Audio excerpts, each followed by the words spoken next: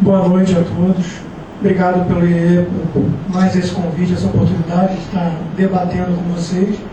Então, eu selecionei falar sobre inflação e Banco Central, explicando desde a origem, né, o que é exatamente inflação, dinheiro mesmo, desde a origem dos termos. Né, e sempre vou ter como base aqui a teoria da escola austríaca de economia, que é a que eu mais me identifico. Né. Bom, então vamos dar início, né, ao tema propriamente dito.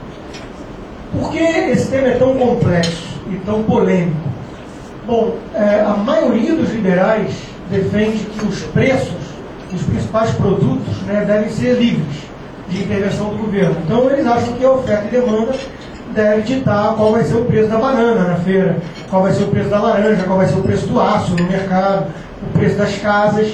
Mas quando chega a questão do preço do capital, que nada mais é do que o juro, aí muito liberal vira intervencionista. Acha que o governo, mais propriamente dito o Banco Central, vai determinar aí qual é o preço justo, o preço correto, o preço adequado para o capital, né, os juros. Vão definir a taxa de juros na economia. Quando você diz que o preço do capital, que é a taxa de juros, vai ser definida pelo governo, isso é estranho, isso não é um capitalismo livre de fato. Não há livre mercado de fato quando o principal preço de uma economia capitalista é ditado pelo governo, né, pelo Banco Central, que é o seu braço na economia.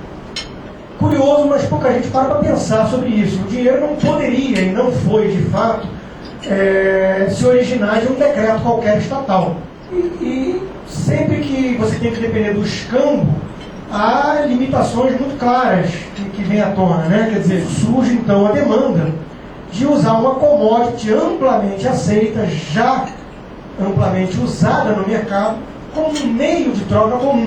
Isso é a definição de dinheiro, né, nas suas origens. Já foi aí, ao decorrer de toda a história econômica, várias commodities usadas como moeda. Já tivemos até sal, aliás, o salário vem disso.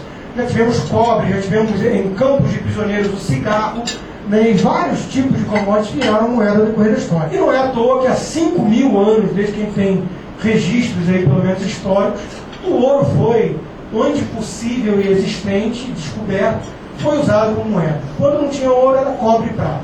E eis que surge a senhoriagem, que é um serviço que sempre foi oferecido, para não dizer imposto, pelos reis. Aí sim, pelos governos entrarem em cena para estampar lá o rosto do imperador, do rei, do faraó, sei lá, para dizer que é um carinho, nada mais um selo de qualidade, né? Você estampar aí sua cara e falar, esse ouro é atestado pelo reino tal, ou pelo imperador de Roma. E isso tem um valor. Obviamente um valor que é cobrado. E tem aí então um imposto de senhoriagem, o rei, o imperador, fica com um quinhão ali da moeda e começa a financiar o custeio da máquina pública, digamos assim, com esse imposto. Bom, o papel moeda na sua origem era sempre um peso da commodity metálica. Todas as grandes moedas famosas hoje em dia originaram-se assim. Bom, caímos então na origem da inflação. A própria definição de inflação que vocês escutam na imprensa o tempo todo, ela é incorreta. Inflação não é aumento de preço geral. Isso não é inflação, isso é um efeito da inflação. Inflação mesmo é o aumento da quantidade de moeda na economia. Quando a quantidade de moeda em circulação cresce mais do que a quantidade de produtos, você tem a inflação. O aumento de preço generalizado é uma consequência disso. E esse pequeno detalhe semântico, no fundo é muito importante para conclusões aí de receita econômica proposta. Pois bem, qualquer um que imprimir papel moeda em casa é obviamente um falsificador, todo mundo entende isso. E em todos os reinos e governos isso foi crime da mais grave punição, né? Até mesmo punição de morte, né? Porque obviamente o governo sempre detestou a concorrência, né? O governo, ele é o grande falsificador de papel moeda.